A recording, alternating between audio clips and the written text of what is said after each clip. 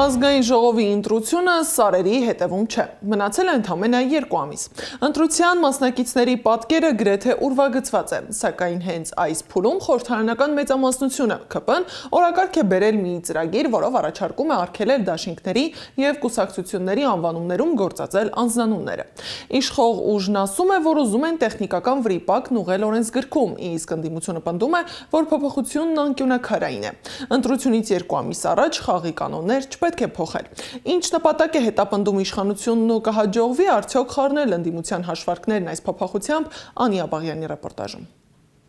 Չի կարող օրինակ Հայաստանի խորհրդարանական ընտրություններին մասնակցել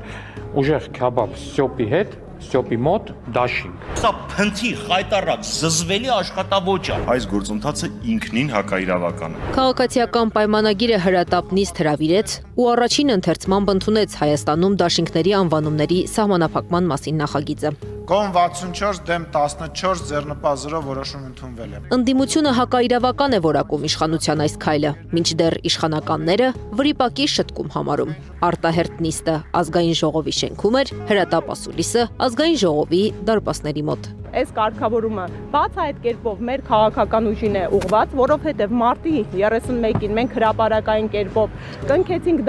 դաշինքը ունի ուժեղ Հայաստան Սամվել Կարապետյանի հետ անվանումը, եւ այսինքն իրենք փորձում են արգելել Սամվել Կարապետյանի անունի կիրառումը այս անվանման մեջ։ Փաստաբան Արամ Վարդևանյանի խոսքով իշխանությունը վախեցած է Սամվել Կարապետյանի անգամ անուն ազգանունից եւ այս փոփոխությունը միայն իրենց դաշինքի դեմ է։ Իդեպ Հայաստանում ընտրությանը մասնակցելու հայտ ներկայացրածներից միայն ուժեղ Հայաստան Սամվել Կարապետյանի հետ դաշինքն է, որ ներառում է անուն ազգանուն։